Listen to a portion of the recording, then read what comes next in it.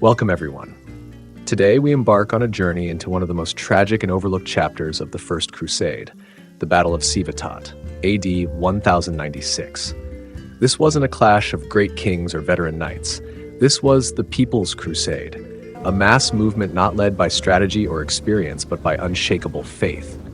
Tens of thousands of poor peasants, pilgrims, and a handful of reckless nobles answered Pope Urban II's call, setting out for the Holy Land with zeal in their hearts and the cross on their backs. But their path would not lead to glory. Camped near Civetot in the shadow of Nicaea, the Crusaders were drawn into a deadly trap. Just 3 miles from their camp, where the road wound into a narrow, wooded valley near the village of Drekon, thousands marched blindly into an ambush set by the Seljuk Turks. What followed was not a battle, it was a massacre, annihilation without mercy. It wasn't just a military disaster, it was a heartbreaking collision between idealism and the brutal realities of war. In this video, we'll dive deep into the events that led to that fateful day, the fatal misjudgments, the lives lost, and how the Battle of Civetot served as a grim warning for the crusading armies yet to come. In early 1095, Pope Urban II left Rome and traveled north to convene the first major council of his papacy, scheduled for March in the city of Piacenza. Among the various delegates in attendance were envoys from Emperor Alexios of Byzantium. Though his military campaigns against the Seljuk Turks had seen recent successes, and the Seljuk state was visibly weakening, Alexios faced a critical shortage of troops. The traditional recruiting grounds in Anatolia were either disorganized or had fallen into enemy hands. As a result, the emperor relied heavily on foreign mercenaries. His army included units of Pechenegs and other steppe peoples, who were primarily employed as border guards and internal security forces. The elite Varangian Guard, still composed mainly of Anglo-Saxon exiles fleeing Norman rule in England, provided a loyal core. Additionally, there were various bands of Western adventurers who temporarily joined the Byzantine army. However, even with these forces, Alexios struggled to meet the empire's military needs. He had to defend the long Danube frontier against incursions from northern tribes. In the northwest, the Serbs posed a persistent challenge, while the Bulgarians, although subjects of the empire, frequently rebelled. To the west, there was the constant threat of Norman invasion from Italy. Meanwhile, in Asia Minor, the unstable frontier required continual defense, along with efforts to maintain order and protect lines of communication, efforts that consumed much of his remaining manpower. To launch a more ambitious campaign against the Turks, Alexios needed a significant influx of new recruits. He hoped that his diplomatic outreach to the papacy might now bear fruit, especially if Pope Urban could use his influence to encourage the military support Alexios so desperately needed. Pope Urban was receptive to the appeal, encouraging the often unruly knights of Western Europe to channel their military energies into a distant and religiously meaningful cause had long been part of the papacy's broader agenda. At the council, the Byzantine ambassadors were invited to speak before the assembly. Although the content of their speeches has not been preserved, it is likely that they focused on the severe hardships faced by Eastern Christians under Muslim rule, stressing the moral and spiritual value of aiding the Byzantine Empire. By presenting service under Emperor Alexios as not only legitimate, but virtuous, the envoys framed their appeal in terms of Christian duty. This resonated strongly with the assembled bishops and with Pope Urban himself. Inspired by both the religious and political implications, the Pope began to conceive a far more ambitious and spiritually elevated plan, the launching of a holy war. Pope Urban arrived in France during the late summer of 1095. He was in Valence on the 5th of August and reached Le Puy by the 11th. From there, he issued letters to the bishops of France and nearby regions, inviting them to gather at a council in Clermont that November. The Council of Clermont convened from the 18th to the 28th of November, 1095. While it dealt with various ecclesiastical matters, Pope Urban had a far more significant objective in mind. It was publicly announced that on Tuesday, the 27th of November, he would deliver an important address during a special open session. The news drew large numbers of both clergy and lay people. The crowd was so large that it could not be accommodated within the cathedral where the council's earlier meetings had taken place. Instead, a platform was erected in an open field outside the eastern gate of the city. There, before the assembled masses, the Pope took his place upon the papal throne and rose to deliver a speech that would mark a turning point in medieval history. The exact words spoken by Pope Urban on that historic day are not fully known, but contemporary accounts provide a general sense of his message. He appears to have opened his address by emphasizing the urgent need to assist fellow Christians in the East. The Byzantine Empire had sent a formal appeal for aid, as the Seljuk Turks were advancing deeper into traditionally Christian territories, persecuting local populations and defiling sacred sites. However, Urban did not focus solely on the plight of Byzantium. He gave particular attention to the spiritual significance of Jerusalem, highlighting the hardships faced by Christian pilgrims traveling to the Holy City under Muslim rule. After presenting this grave and emotionally charged picture, the Pope made his central appeal that the warriors of Western Christendom should take up arms in defense of the East. He delivered his message with passion and the skill of a seasoned orator. The reaction was immediate and overwhelming. His speech was interrupted by loud cries from the crowd. "Deus Levolt! God wills it!"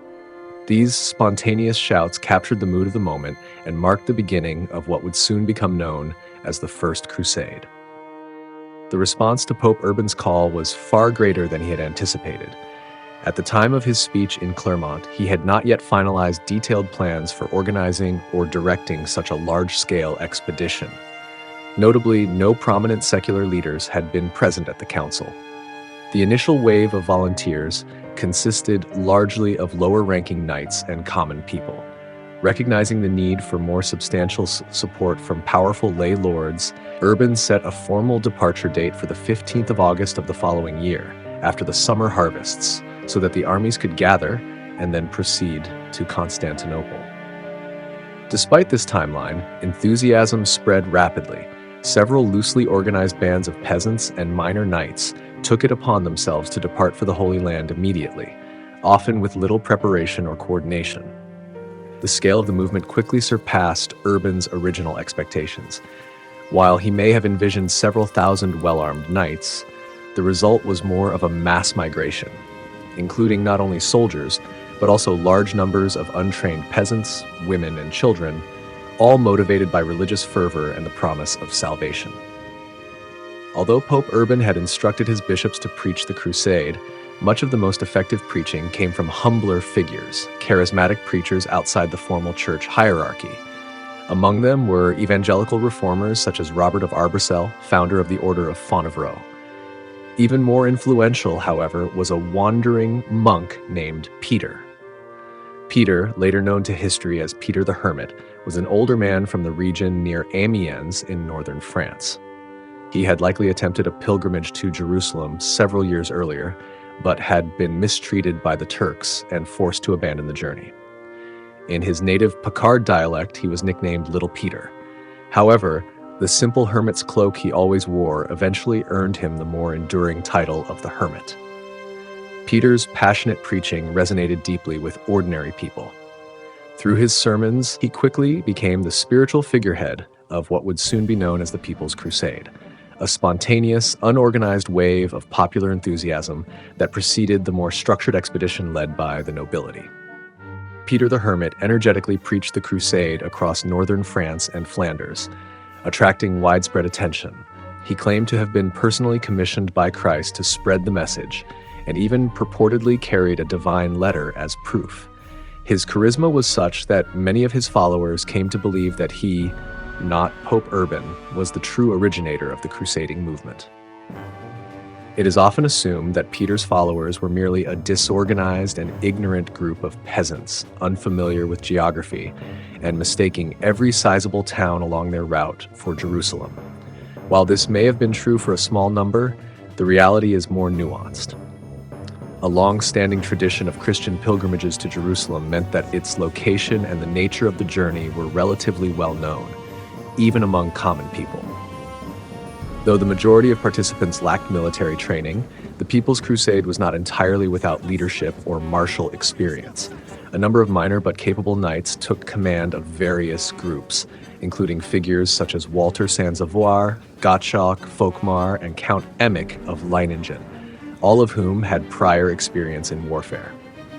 Their presence added a degree of structure and tactical knowledge to what was otherwise a largely spontaneous and loosely organized movement.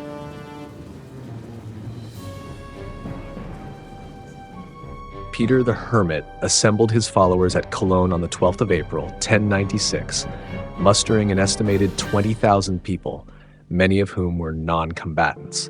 Around the 20th of April, the column set out for the southeast and soon reached the Hungarian frontier.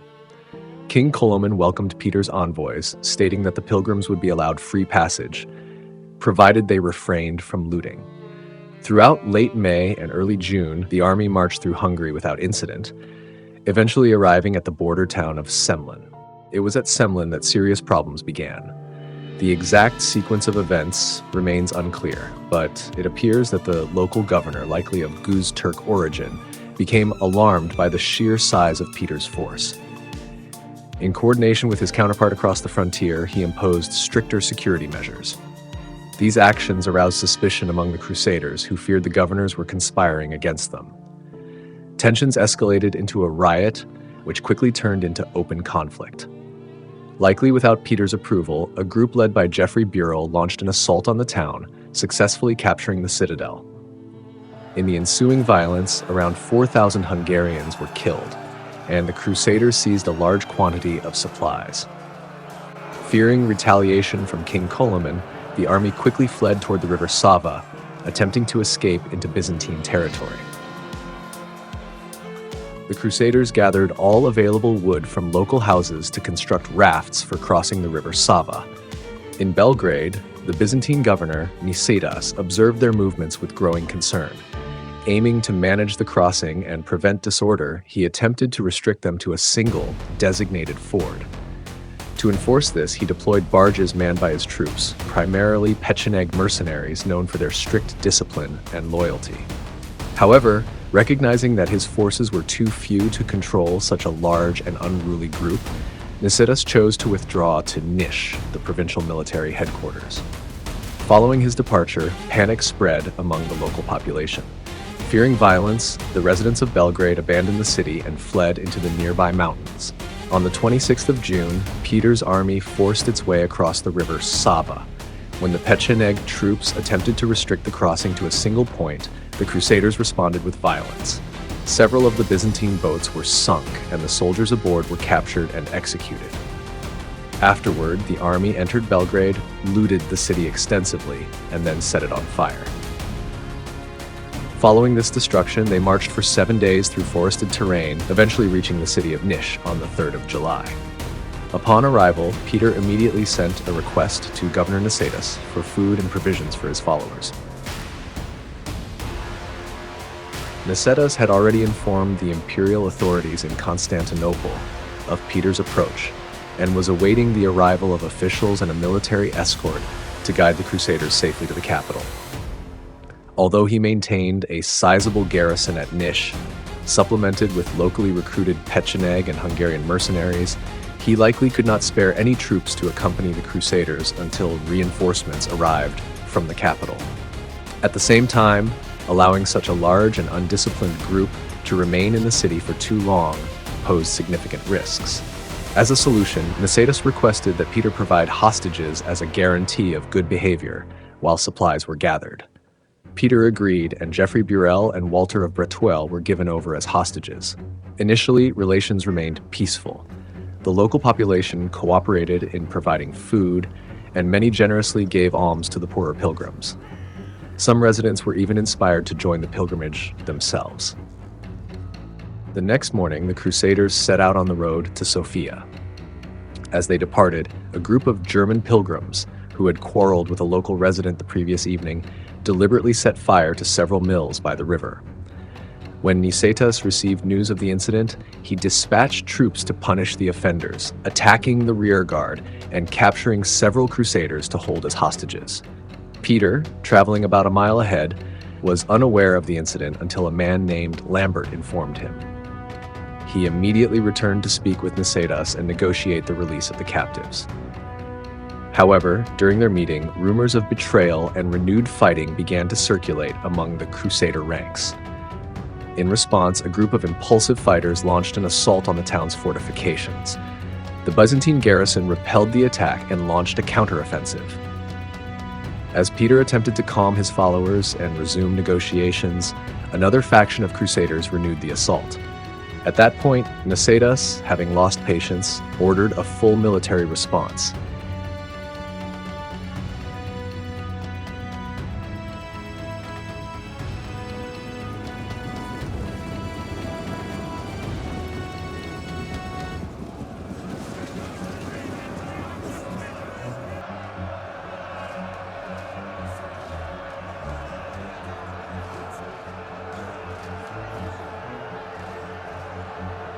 His forces overwhelmed the Crusaders, who were routed and scattered in the chaos.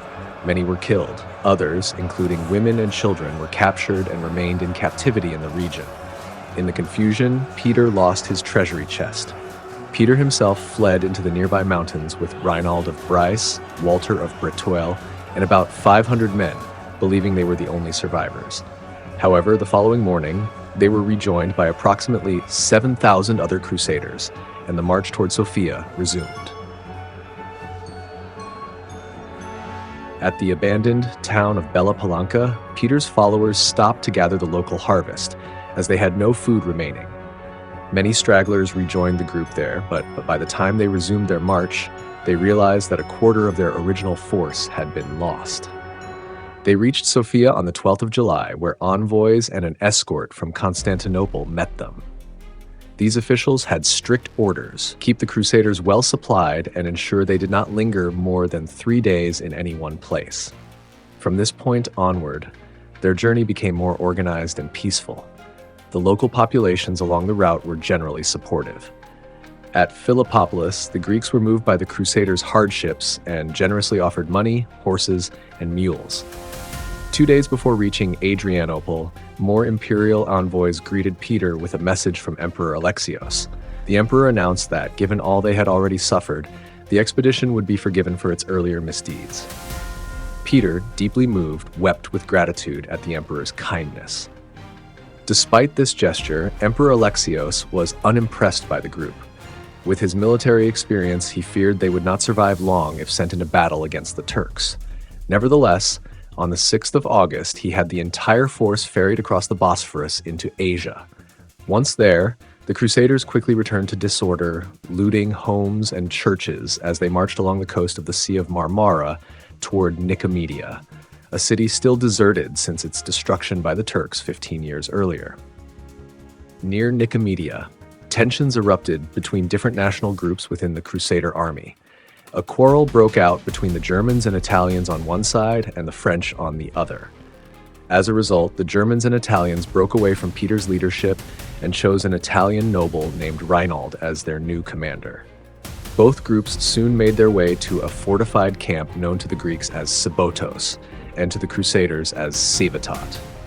This camp was situated near the town of Helenopolis along the southern coast of the Gulf of Nicomedia. It had originally been built by Emperor Alexios for his English mercenaries and was well suited for hosting a large force. The surrounding region was fertile, and additional provisions could easily be transported by sea from Constantinople, making it an ideal base for the Crusader army. Emperor Alexios had advised Peter the Hermit to wait for the arrival of the main crusading armies before launching any attacks against Muslim forces. Peter took this advice seriously. However, his influence over the Crusaders was rapidly declining.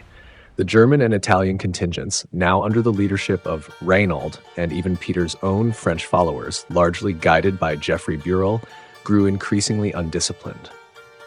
Instead of using their time at Civetot to rest and rebuild strength, they competed with one another in raiding the surrounding countryside. Initially, they looted the nearby areas, but soon their ambitions grew. They began to cross into territories controlled by the Turks, conducting raids and stealing from local villagers, many of whom were not Muslim enemies but Christian Greeks. In mid-September, several thousand French crusaders advanced as far as the outskirts of Nicaea the capital of the Seljuk Sultan Kilij Arslan ibn Sulayman. Along the way, they looted villages in the suburbs, seizing livestock and supplies. Tragically, their actions were not limited to pillaging. They subjected the local Christian Greek population to brutal violence, including torture and mass killings.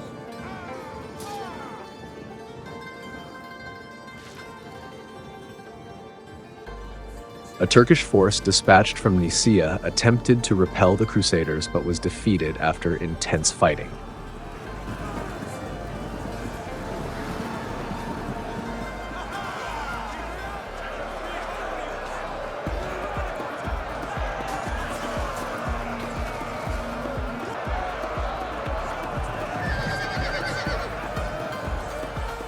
The French contingent then returned to their camp at Civetot, where they sold their plunder, livestock and goods, to their fellow crusaders and to nearby Greek sailors stationed around the camp.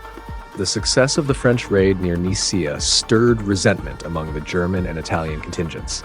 Eager to claim their share of glory and spoils, Reinald led a separate force of around 6,000 men, including not only soldiers, but also priests and even bishops, on a new expedition toward the end of September. Their march took them beyond Nicaea, where they carried out raids along the way. However, unlike the French, they reportedly spared the local Christian population from violence. Eventually, they captured a fortified site known as Xerigordon. The castle was well provisioned, and the Crusaders saw it as an ideal base from which they could launch further raids into the surrounding region.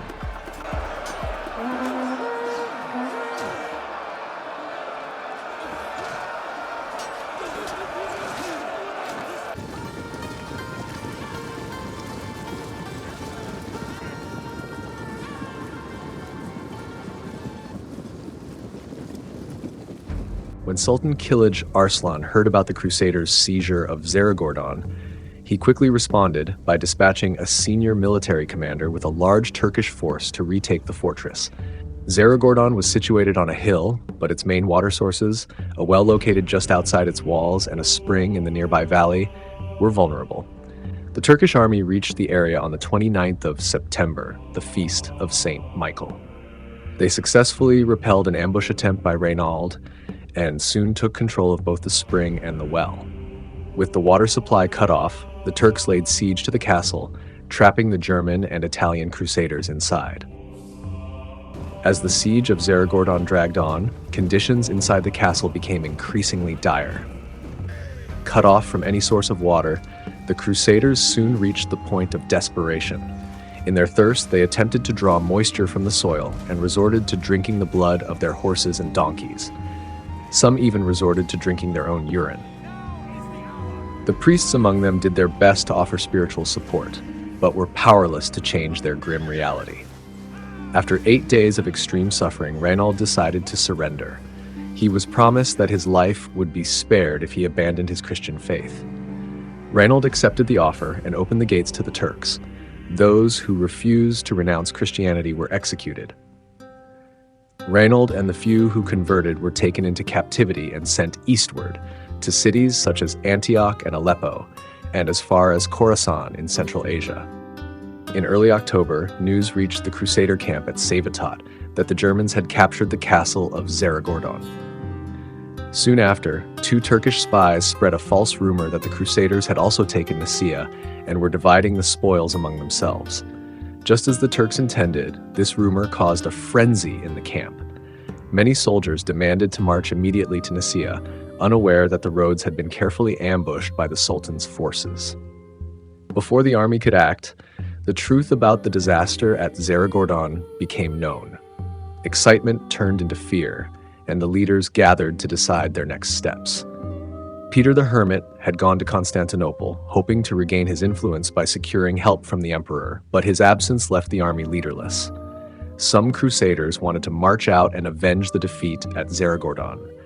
However, Walter Sansavoir convinced the others to wait for Peter's return, which was expected in 8 days. But Peter did not return, and word soon came that a large Turkish force was moving towards Civetot. The leaders met again.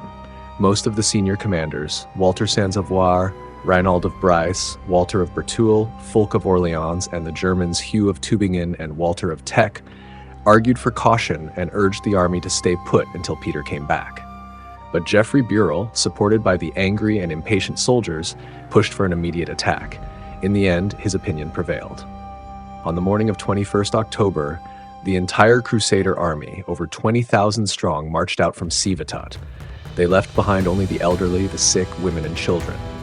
The army was led by capable commanders such as Walter Sansavoir and included around 500 well-armed knights, supported by thousands of foot soldiers and peasants. Despite having experienced leaders, the Crusaders were taking a serious risk. They were advancing against a dangerous and relatively unknown enemy with little strategic justification. This bold but reckless move put the entire first wave of the crusade in jeopardy. Barely 3 miles from their camp, near the village of Drakon, where the road to Nicaea entered a narrow, wooded valley, the Crusaders fell into a well-planned Turkish ambush. The army was marching in a disorganized and noisy manner, with the knights on horseback leading the way. Without warning, a sudden volley of arrows rained down from the surrounding forest, striking many of the knights' horses. As the horses panicked and threw their riders to the ground, the Turks launched a swift and fierce attack. The Frankish knights fought with determination in the intense battle that followed, but the devastating effectiveness of the Turkish archers quickly overwhelmed them. Wave after wave of arrows tore through the Crusader lines, causing heavy losses. The cavalry, unable to hold their ground, was driven back into the ranks of the infantry, creating chaos. Although many knights displayed great courage, they were unable to prevent the rising panic that spread throughout the army. With their most skilled fighters overwhelmed, the Crusader force collapsed. Some fled, while most were cut down. Walter Sansavoir was killed, his body struck by 7 arrows, and the rest of the army was almost completely destroyed around him. Within moments, the entire Crusader host was in full retreat, rushing back towards Civetot in complete disorder. Years later, a Greek eyewitness remembered the scale of the slaughter, saying that the number of Frankish dead was so great that their piled-up bodies resembled not just a hill or ridge, but an actual mountain of bones.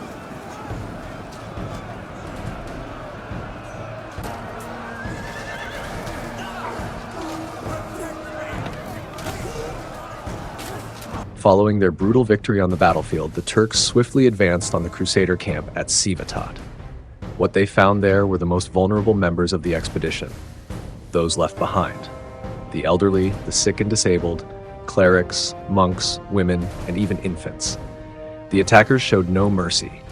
According to contemporary accounts, they slaughtered everyone, regardless of age or status. Only a few were spared, specifically young girls and nuns considered attractive, along with beardless and handsome young men who were taken away as captives.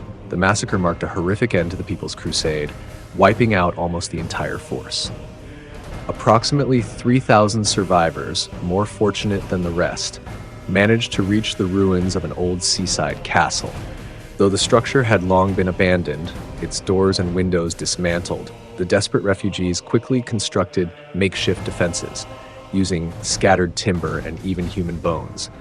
With these improvised fortifications, they successfully repelled several enemy assaults. While the castle held out, the battlefield beyond was a scene of complete devastation. By midday, the carnage stretched from the pass near the village of Drakon all the way to the sea, with corpses covering the ground. Many prominent figures perished in the slaughter, including Walter Sansavoir, Reinald of Bryce, Fulk of Orleans, Hugh of Tübingen, Walter of Teck, Conrad, and Albert of Zimmern, along with numerous other knights. Only a handful of leaders survived the massacre. Among them were Geoffrey Burrell, whose rash decisions had led to the disaster, Walter of Breteuil, William of Poissy, Henry of Schwarzenberg, Frederick of Zimmern, and Rudolf of Brandis. However, nearly all were seriously wounded. As night fell, a Greek who had been with the Crusader army managed to find a boat and set sail for Constantinople, carrying with him the grim news of the disastrous battle to Peter the Hermit and to Emperor Alexios. While Peter's personal reaction remains unknown, the emperor responded without delay. He immediately dispatched a fleet of warships, fully manned with imperial troops, to sail for Civetot. Upon their arrival, the Turks lifted their siege of the castle and retreated inland. The survivors, shaken and wounded, were rescued and brought back to Constantinople by ship. There, on the city's outskirts, they were given shelter for safety and reorganization, but their weapons were confiscated to ensure that no further unrest would follow. The People's Crusade had come to a tragic and definitive end. It had cost the lives of many thousands, tested the patience of Emperor Alexios and his subjects, and revealed a hard lesson that religious zeal alone, without discipline, leadership, and strategic planning, was not enough to reach Jerusalem. Yet, despite the catastrophic failure of the People's Crusade, the main military force of the Crusaders, the Prince's Crusade, remained intact. The true military confrontation between the Crusaders and the Seljuk Turks was yet to come. They would meet again on the battlefield in the near future, but those are stories for another time.